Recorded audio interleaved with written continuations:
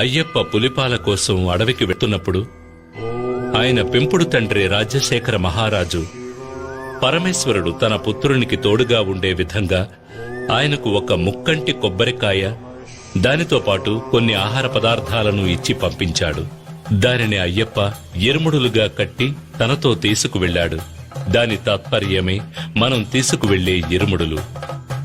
ఇరుముడి అనేది నేతగుడ్డతో కుట్టబడిన 2 భాగాలుగా ఉండే సంచి. భక్తులు భక్తితో తలపై మోసుకు వెళ్లే ఇరుముడిలోని ముందు భాగంలో పసుపు, కుంకుమ, వడ్లు, అటుకులు, మాళిగ పొరతో అమ్మకు దీపం వెలిగించేందుకు బత్తి, నూనె, తర్వాత ముఖ్యమైన కానుకైన నేతి కొబ్బరికాయ, అంటే అయ్యప్పకు అత్యంత ప్రియమైన నైవేద్య పదార్థమైన ముక్కంటి కొబ్బరికాయను తీసుకుని ఒక కంటికి రంధ్రం చేసి అందులో ఉన్న నీటిని తొలగించి తర్వాత కొబ్బరికాయను స్వచ్ఛమైన నేతితో నింపి తీసుకువెళ్లేదే నేతి కొబ్బరికాయ. అయ్యప్ప హరిహరుల సంగమంతో జన్మించినవాడు. ఈ తత్వాన్ని నేతి కొబ్బరికాయ తెలియజేస్తుంది. కొబ్బరికాయకు 3 కళ్లుంటాయి కనుక అది శివుని అంశగా భావించబడుతుంది. మహాలక్ష్మి శ్రీపతి హృదయంలో నివసిస్తుంది. ఆ విధంగా గోవు అంశ అయిన లక్ష్మీదేవిని తన హృదయంలో నిలుపుకున్న మహావిష్ణువుని అయ్యప్ప తల్లి అయిన మోహిని అవతారానికి ఆవు నెయ్యి ప్రతినిధి అవుతుంది. కనుక కొబ్బరికాయ, అందులో నింపబడిన నెయ్యి శివునికి విష్ణువుకి ప్రతిరూపాలు. తన తల్లిదండ్రులను గుర్తు చేసే ఈ ప్రసాదాన్ని స్వామికి నివేదించడం వల్ల ఆయన ఎంతో సంతోషిస్తాడు, భక్తులను అనుగ్రహిస్తాడు. ఇరుముడిలోని వెనుక భాగంలో పసుపు, బియ్యం, పప్పు, బెల్లం వంటి పదార్థాలు ఉంటాయి. అడవి మార్గంలో నడిచి వెళ్లే భక్తులు ఈ పదార్థాలతో దారిలో వంట చేసుకుని తిని ఆకలి తీరిన తర్వాత ప్రయాణాన్ని కొనసాగించడానికి ఇరుముడిలో బియ్యం, పప్పు వంటి పదార్థాలు తీసుకువెళ్లాలి. అయ్యప్ప దర్శనార్థం వెళ్లే భక్తులు తల మీద మోసుకు వెళ్లే పదార్థాలు ప్రయాణంలో కొద్ది కొద్దిగా తరుగుతున్నట్టు వారి అహంకారం కూడా తరిగిపోవాలి. వారిలోని అహంకారం, పొగరు, కోపం, ద్వేషం, అసూయ వంటి దుర్గుణాలు అన్నీ వారిని వదిలి వెళ్లిపోవాలి.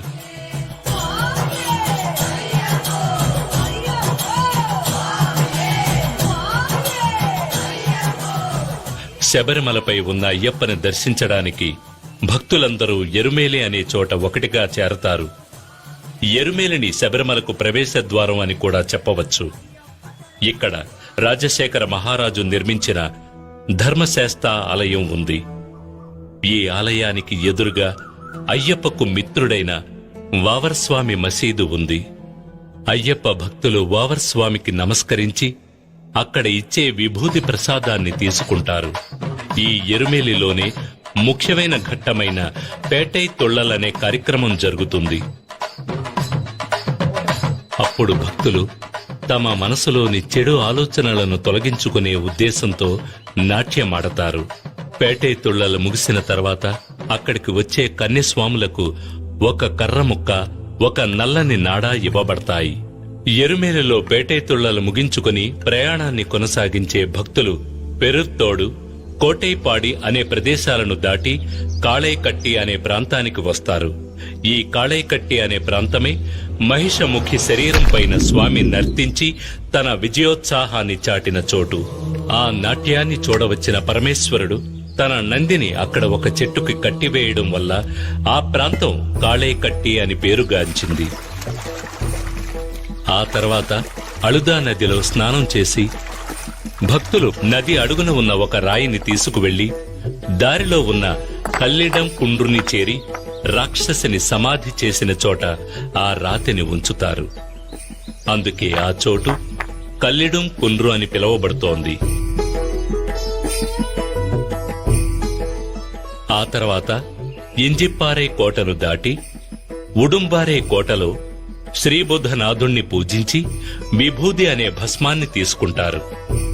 తర్వాత శబరిమల వెళ్లే దారిలో భక్తులు పవిత్ర నది అయిన పంపా నదిలో స్నానం చేసి తమ పాపాలను తొలగించమని అయ్యప్పను ప్రార్థించి అక్కడ ఉండి పంబాస్తి అనే కార్యక్రమంలో 108 పొయ్యిల్లోని బూడిదను కన్యస్వాములు తమ ఇంటికి తీసుకువెళతారు. ఆ తర్వాత విఘ్నేశ్వరుని పూజించి శబరిమలపైకి యాత్ర ప్రారంభిస్తారు. అప్పాచి మెట్టు దాటి తర్వాత నీలిమలని చేరుకుంటారు.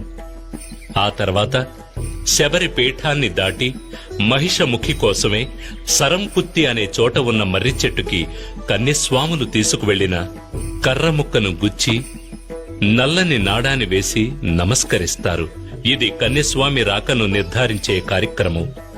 అది చూసిన లీలావతి నిట్టూర్పు విడిచి తరువాతి సంవత్సరం కోసం ఎదురు చూస్తుంది. శబరిమలలో ప్రకటించే తత్వమసి విశ్వసాగోదీయం అని తెలియజేసే మహామంత్రం, ఆరాధనామూర్తి, ఆరాధకులు ఎంతో దేదీప్యమాన స్వామిగా కనిపించే దృశ్యం అత్యద్భుతమైన దృశ్యం. అడవి పువ్వులు, జలపాతాలు ప్రకృతి అందించిన వరప్రసాదాలు.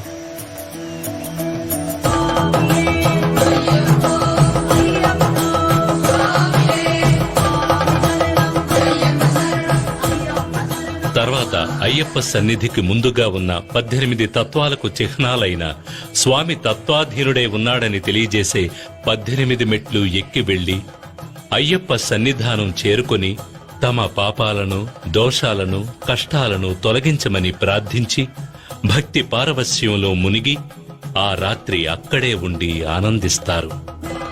మరునాడు ఉదయం అయ్యప్పకు నెయ్యి అభిషేకం చేసి మాళిగపురత్తు అమ్మని దర్శించి తాము చేసిన పాపాలను తొలగించమని వేడుకుంటారు. మకర దీప పూజకి ముందు అయ్యప్ప స్వామి బంగారు ఆభరణాల పెట్టెను పందల రాజ్యం నుండి శబరిమలకు తీసుకువెళ్లేటప్పుడు ఆకాశంలో ఆభరణాల పెట్టెకు మార్గదర్శిగా గరుడు వెళ్లడం అనేది ఆశ్చర్యకరమైన విషయం. అయ్యప్ప యొక్క ప్రత్యేక అంశం బ్రహ్మచర్యాన్ని పాటించి వచ్చే భక్తులను అనుగ్రహించడం. అందుచేత 10 సంవత్సరాలు దాటిన ఆడపిల్లలు, 50 సంవత్సరాలలోపు మహిళలు అయ్యప్ప దర్శనం కోసం శబరిమలకు వెళ్లకూడదు. మండల పూజ ముగిసిన తర్వాత మకర దీప పూజ ప్రారంభమై మకర దీప పూజ ముగిసే నాడు మకర సంక్రాంతి పూజ జరుగుతుంది. ఆ సమయంలో తనని దర్శించుకోవడానికి వచ్చే భక్తులకు ఆకాశంలో ఉత్తర నక్షత్రముగా స్వామి అయ్యప్ప కనిపిస్తాడు. భక్తులు శబరిమలపై ప్రసాదంగా అమ్మబడే అరవణ పాయసం, అప్పాలు, నెయ్యి మొదలైనవి తీసుకుని తిరిగి పంపానదిని చేరుకుని తర్వాత తమ ఇళ్లకు వెళ్లిపోతారు. తమ ఇంటిలో తాము తీసుకువచ్చిన పూజా సామగ్రిని పూజగదిలో పెట్టి అయ్యప్పని మనసారా ప్రార్థించి గురుస్వామి సహాయంతో మాలను తీసివేసి దీక్షను ముగిస్తారు. స్వామియే శరణమయ్యప్ప.